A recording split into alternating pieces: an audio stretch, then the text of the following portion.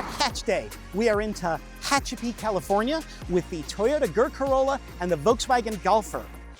Sorry, that's the GR Corolla and the Golf R. We need to have a serious talk with the guy who does our cue cards. Anyway, both of these all-wheel drive turbocharged terrors are updated and improved for 2025. And today, we are going to figure out which one of them is best using our of the year criteria, which I'm supposed to have memorized, but once you get to my age: advancement in design, efficiency, engineering, excellence, performance of intended function, safety, and value. Now, I am really eager to get out and drive these things on these beautiful curvy roads, but let's take a very quick look on what has been changed for 2025.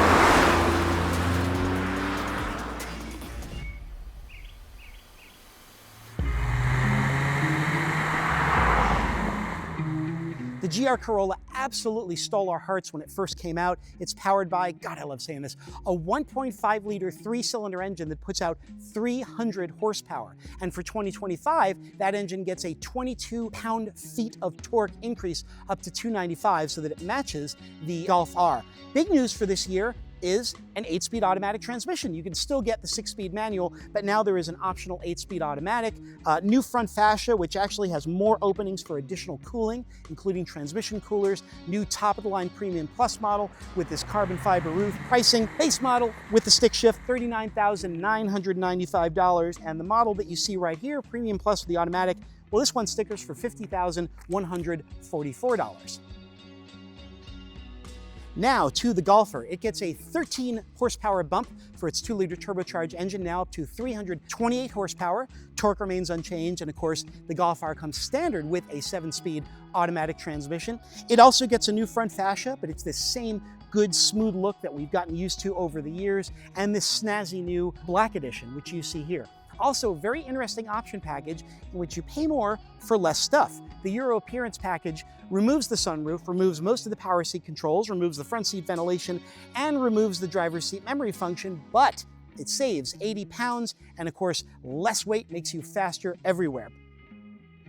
Base price on the Golf R, $48,325, so quite a bit more than the base GR Corolla. And the car you see right here with that Euro style package in the black edition, $53,731. Well, we have a beautiful day with some fantastic twisty roads, which is where these cars are at home. So let's go drive some hot hatchbacks.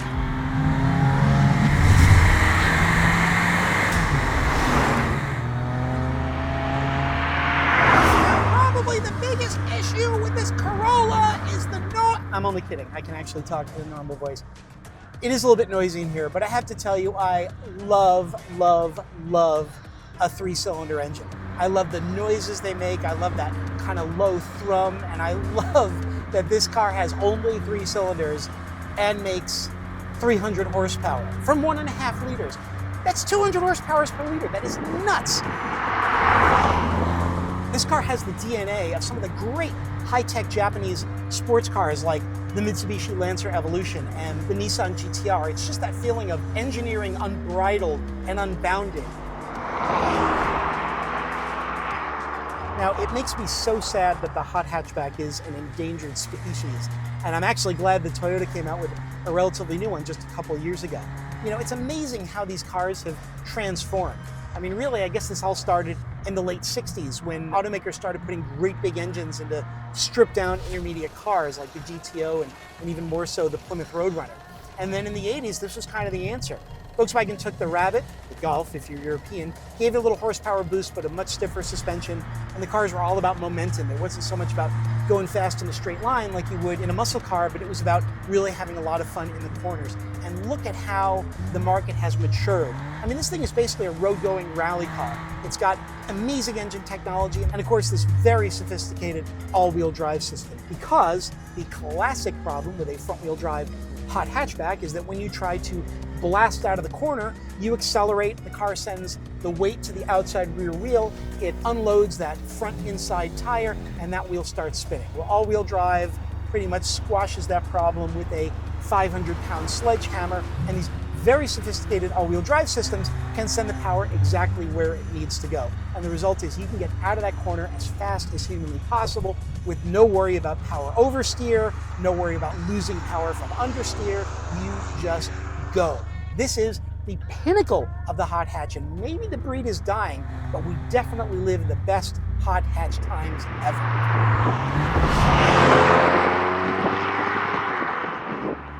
Now the big question is, does the automatic transmission kill the fun? Now my default answer is yes, but actually we found that the automatic car is significantly, notably quicker than the manual car to 60 miles per hour. It does have paddle shifters, and let me tell you, you are going to need them. So here's the problem with this powertrain is that if you kind of leave the transmission to its own devices, it will want to upshift, and then you have to get on it, and then there's a pause, and then boom, all that power comes on at once. You can be a lot smoother if you just put it in manual mode and start using the paddles, and that's what I found works the best. Use those paddles, keep the engine between 5,000 and 7,000 RPM. It's noisy, but that is the happy spot. But of course, overall acceleration, just not as much as the Golf. I had a chance to do a little passing of some slower traffic, and in these cars, it's all slower traffic, and that was a little easier in the Golf than it was in the GR Corolla. Steering is also interesting. Toyota has used a very small wheel and a very fast steering ratio. Now normally this would make the car feel very twitchy, but the GR Corolla isn't. It tracks really nicely, but very little movement of your hand gives you a lot of movement on the road. Now that's great if you're on a racetrack, but on an open road like this, it can actually make it a little difficult to place the car. You have to be very careful. First couple of corners I bombed through, couldn't understand why I was like a foot to the left or a foot to the right of where I actually wanted to be. This car just wants to go straight ahead, and it takes a great deal of effort to turn it away from that. And frankly, after a little while of driving, my dainty little princess hands kind of started to hurt a little bit. But it does, in these corners, exactly what you would expect a high horsepower all-wheel drive car to do when you drive it fast in the turns. At the risk of making our camera guy in the back seat sick, I'm going to give you a little demo. You can bomb in, go hard on the brakes, downshift, come through the corner, look at all that grip. Oh, little dirt, it's fine with that. Lots of grip, and then get on it, and away she goes. Just fires you out like you've been shot from a proverbial cannon. It is truly amazing. This car is such an overachiever from a small car with a small engine. Ooh, this road's getting very, very twisted. This is Corolla GR territory. This car is all about how you can use the technology to get through your favorite curvy road as fast as possible. It is like a blind technological devotion to the art of speed, and I just love it. If you like the feel of really, really working a car, really making it work as hard as it can to get going as fast as you can, then the Corolla GR is going to be right up your alley. I do really like the interior of this car. I spent some time with both the GR Corolla and the Golf R before we started this video. The Golf R does have a more upscale, more spacious interior, but I love the displays of information here in the Corolla. I've got a turbo boost gauge. I've got another gauge that shows how grip is going to each of the four wheels and what that all-wheel drive system is doing. Nice, big, easy-to-see tachometer. It's the information that you need to go fast. It's all in keeping with this car's ethic as a technological temple of speed. Both of these cars have fairly heavily bolstered seats. That's to keep you in place when you're going around corners, and believe me, you are going to need it. For a more, shall we say, hamburger-happy person such as myself, the seat is a little tight, a little short on thigh support, even though I have fairly short thighs. Not exactly molded, perhaps, to your average American posterior, let's put it that way. But I expected this car to be a lot more uncomfortable. It does have a very busy, very active ride, but really it's not that annoying. It's bumpy, but not the kind of thing that you're going to regret every day when you go to work. And I am very sensitive about those things. I'm getting old. I like a car that rides a little smoother.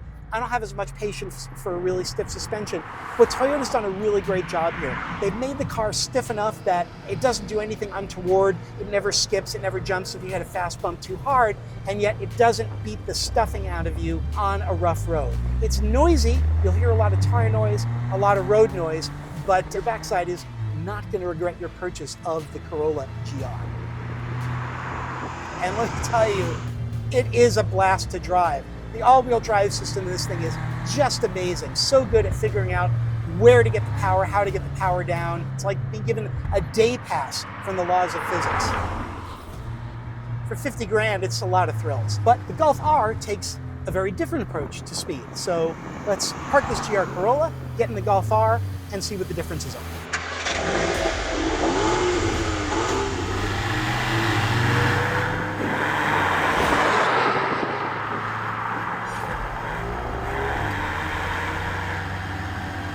Now, the Golf R presents a very different experience. It's a bigger car, doesn't have all that, fancy stuff on the dashboard. I mean, this is the same interior in the Golf, which for many, many years was the Toyota Camry of Europe. Even these seats, they're heavily bolstered, but they're a little wider, a little more comfortable for well, let's just say, a guy like me. And the steering is a big difference. Bigger wheel, but also much, much lighter effort. In fact, after driving the Corolla GR, which is so determined to go straight ahead, you might say, what's going on here? Am I in a 1962 Ford Falcon or what? I can kind of see that young upstart, the GR Corolla, coming to the old hand, the Golf R, and saying, man, what happened to you, man? You got old, you lost your fire, you got soft. And this old Golf R is going to turn to that young upstart GR Corolla and say, son, let me learn you a little something about driving fast, because this thing has a ton of power.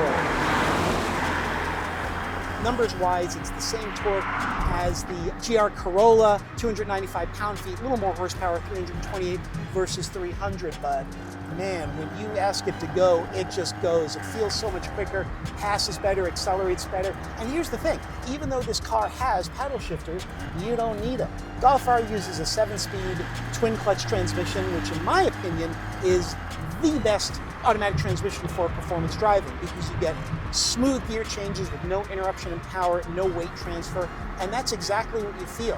You don't need to paddle down in the Golf R. You just give it a little throttle, give it a lot of throttle, whatever you do, it always seems to have the right gear and it just goes. The rate at which you pick up speed is really something. But it's not that you go, oh my goodness, I'm going way too fast, I need to jump on the brakes, because the car has a consummate increase in its handling abilities as well. So you might notice I got very, very light fingers on the wheel, and I'm actually in race, which is the heaviest steering setting that the Golf R has. What it doesn't really change the weight off center. It's that as you dial in more lock, the steering weights up more and more. Now you're probably saying, okay, Aaron, that's exactly what steering is supposed to do, but I'm going to name drop here. What this car reminds me of is the first generation Porsche 911 with no power steering. If you've never had a chance to drive one, most amazing steering ever. It just feels so good and light and easy off center. And then as you get closer and closer to the limits of grip, the steering adds weight. It starts kicking back a little more, resisting a little more, letting you know that you're getting close to where the tires are going to let go. And that is exactly what the Golf R does. There, it's getting nice and heavy, and then steering weights up. Next thing you know, the tires are squealing, and then you're into the understeer, and then the all-wheel drive system works its magic to correct that. It's just so wonderful and so progressive. It's just amazing how this car just communicates with all of your senses and lets you make speed that just seems so easy. And that really is the difference between the Golf R and the GR Corolla. In the Corolla GR, when you drive fast, it really feels like you are demanding everything that car can give you. And in the Golf R, it's a little bit more peaceful. You're making incredible speed, but lighter hands on the steering wheel, you can almost enjoy the scenery. Makes the speed just seem that much easier. Not that it requires less skill, but it certainly requires less concentration on the mechanical bits. It gives you more room to just enjoy the experience of a fast drive down a challenging road. It's quieter, it's got a smoother ride, you don't have to keep the engine screaming and bouncing right off the limiter. The miles just fly by. This one strip of road seems a lot shorter in the Golf R than it did in the GR Corolla. It's just a magical experience, an older, a more mature, a more confident experience. Not the same feel as the technological powerhouse that is the GR Corolla. Of course, there's amazing technology in this car, but rather, if you've ever driven with a really talented racing driver, like you're going at incredible speeds, but they're sitting there and their heartbeat is like it's sitting idle.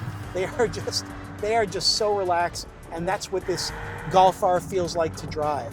I know the sound isn't there, but believe me, the speed is there. We are flying, and it's just so simple and so wonderful and so organic. It's an experience that I absolutely love.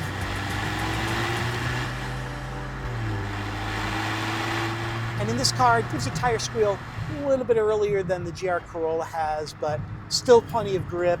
And when you do get to the point where physics starts to fail you, well, the all-wheel drive system sorts it out. You can feel it taking power out of the front, move into the back, doing whatever it has to do to complete the maneuver that you have started, getting the car pointed in the direction you want to go. Well, a little bit of sand there, it didn't even phase it. A little too much speed, just a little understeer. Oh my gosh, this thing is so good.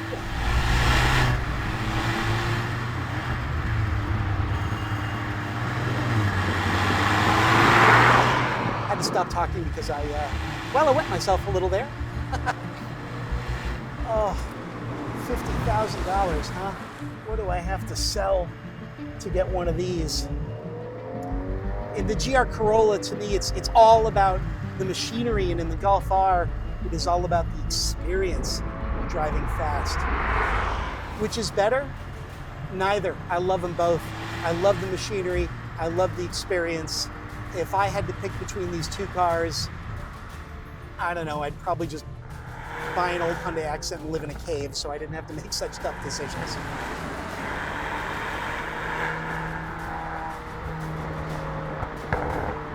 I want to turn around and go drive this road again, because that's the beauty of this car. That's the beauty of a hot hatch like this Golf R and the GR Corolla.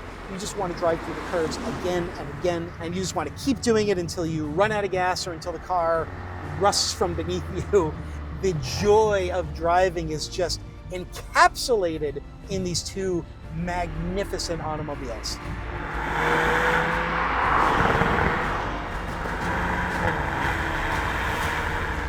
So now I got to pick between them, and I got to tell you, this is one of those days I wish I had listened to my mother and pursued a career in retail, because I don't know how I'm going to do it. But let's start with our criteria. Advancement in design. Well, that one definitely has to go to the Toyota. I mean, look at it with the scoops and the strakes and all that other stuff. I mean, it all makes sense. It's all functional, and that's part of the beauty of that car. That car is so much about the machinery of which it's made. I think that one's got to go to the Toyota. Efficiency?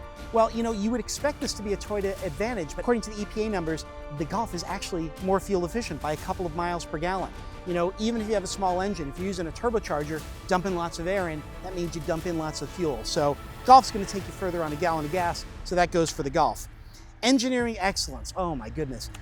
How am I going to pick them? I mean, the whole object of these cars is to go as fast as humanly possible in the curves, and they both achieve that. And I think that's a dead heat between the two cars. Performance and intended function. Wow, this is what it all comes down to, isn't it? You know, these both have kind of a different approach to them. The Toyota GR Corolla is really all about taking the machinery and operating it at its absolute max, but still with an envelope of safety, and it's so much fun to do. But the Golf R kind of transcends that. The Golf R is more about the drive. Well, at the end of the day, even though they're both hugely thrilling to drive, the Golf gives you a bit more, it's a bit quicker, and it is a little bit more agile. And so I have to say, in terms of performance of intended function, it's a very slight edge for the Volkswagen Golf. Safety, well, we only have crash test data on the Toyota, but listen, these are cars that encourage you to drive as fast as you can on curvy roads. You're probably going to kill yourself, so I think that's a wash for both of them. And finally, value.